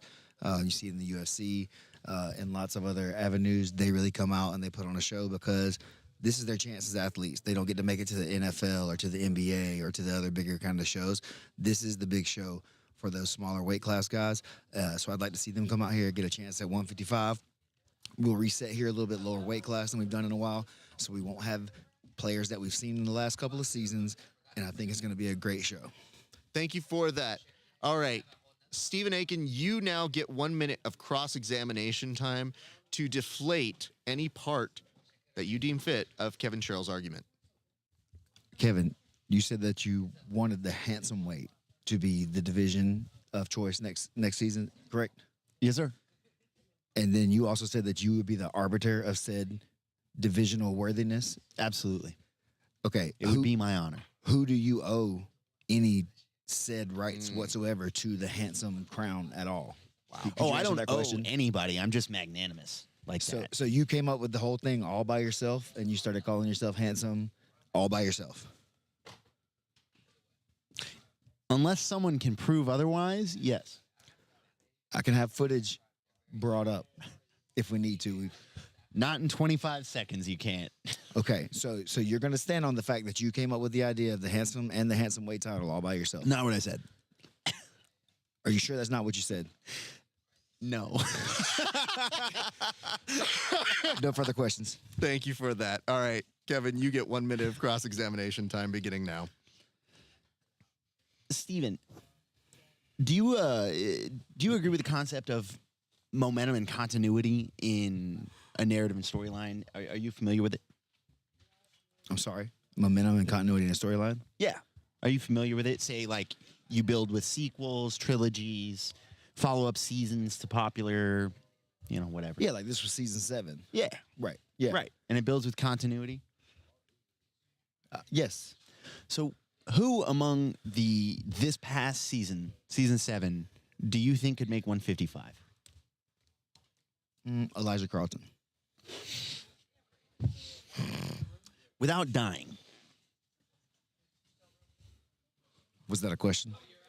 Yeah. Who among this roster do you think could make it without dying? There was one guy, I can't remember. What was Christos Papadopoulos? Ooh, yeah, he'd be good. Yeah, that would be a good one. Hell yeah. That's how you're ending it? I mean, he brings up a good point. All right. Christos is pretty good. He's Kev, chippy, too. He talks. Let me just tell you this right now. A lot's riding on your concluding statement. Please, for the love of everything on your argument, land this. All right. I'll lock in. I apologize, Your Honor. I'll lock in. Right now? When did you think you were going to do it? Oh, I thought I had more time. No. All right. Sorry, locked in.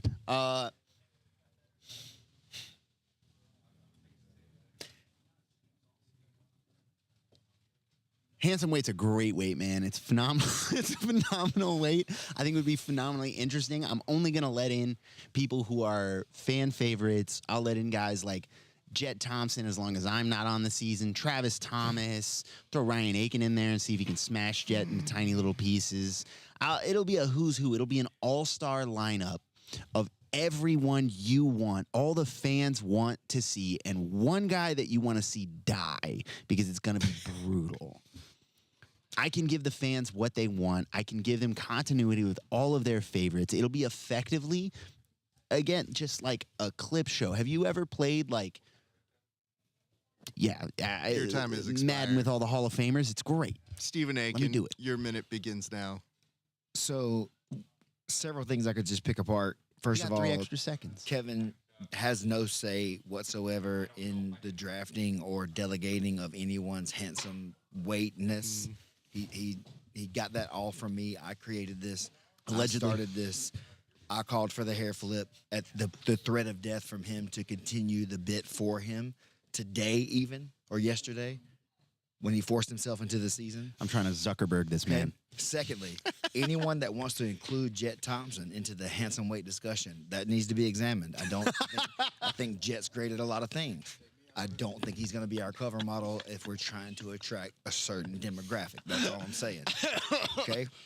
And also, I don't know exactly how big Jet is. Perhaps he could get close to the 155 division. Maybe we'll find him back at that 170s around range or so. I don't know this, but I know the 155 He needs guys, to drop weight. they need work. They need jobs. These people have families, and if we can get them out here, the $100,000 to some 155ers is going to change people's lives. Your time has expired. Stephen Aken, thank you very much for your time. I will get to my ruling first, but before I do, I would like to mention this court will not stand for Jet Thompson slander. Not in this court.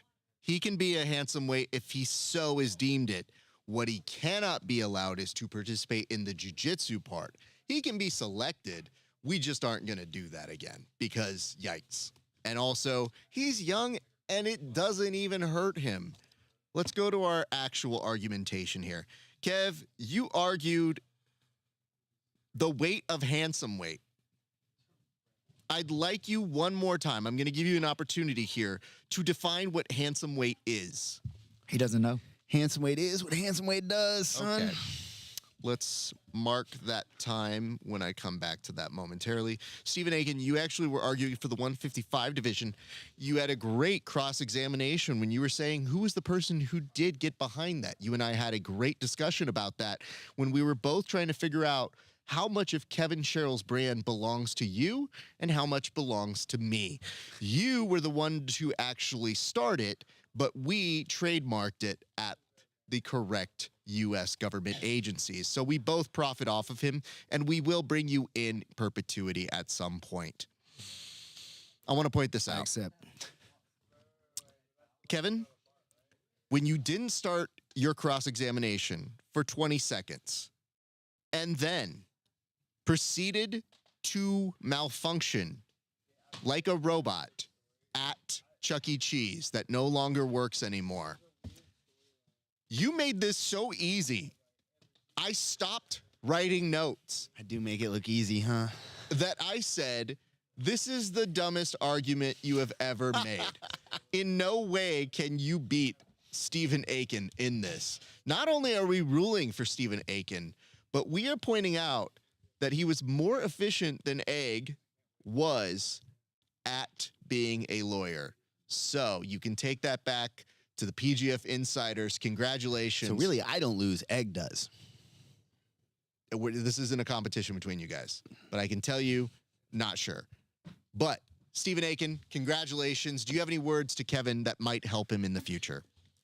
Do you know, Kevin, I think if you would just stop having such a big ego and, you know, trust the people who brought you to this point, myself and Raph for bringing you here and keeping you here on this stage with these cameras and these microphones and allowing you to be a part of our show. Yeah, I would just know your place. I want to point this out. The best part of Stephen Aken's closing argument was, who's running this show? It's not you. And when I got to that, I was like, well, game over. We're done here. Our work is completely finished. Stephen Aken, I want to give you the camera right now.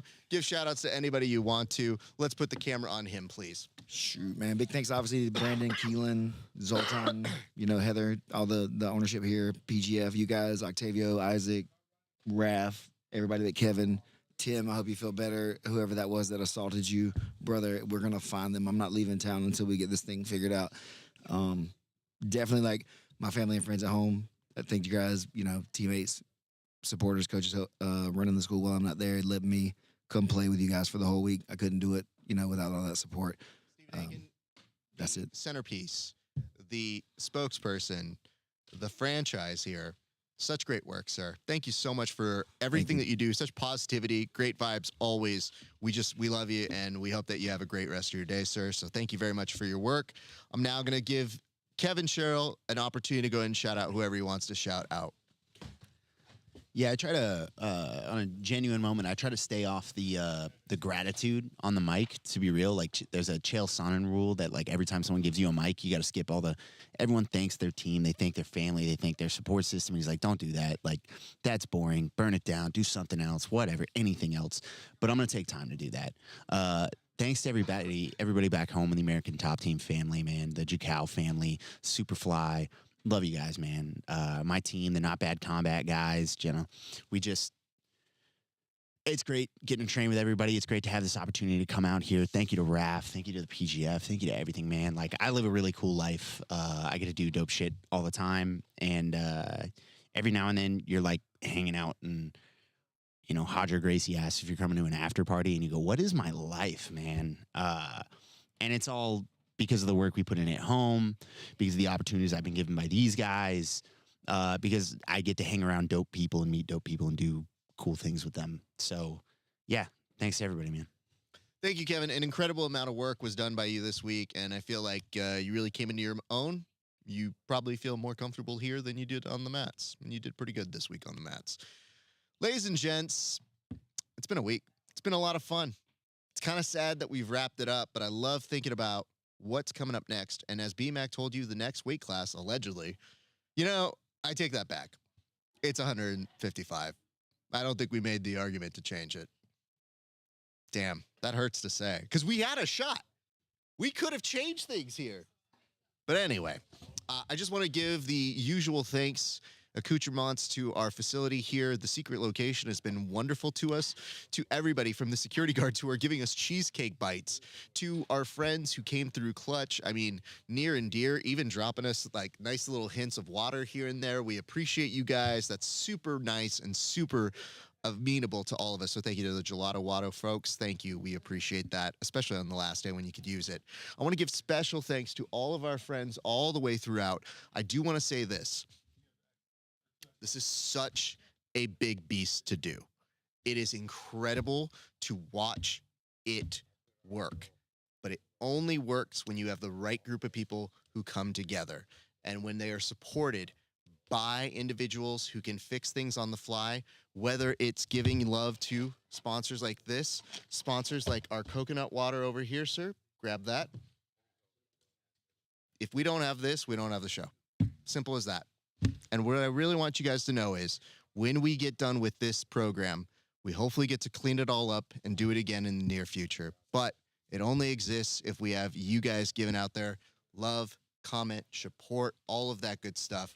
Our thanks to BMAC, our thanks to all of the great people, Keelan for letting us run this show, Octavio for directing it, Isaac for providing us every form of resource there, Tim for being the co-pilot for it, and all of you for sticking with us. I cannot tell you how much it means to us. Ladies and gents, it has been a great day for grappling. We'll see you back on the mats.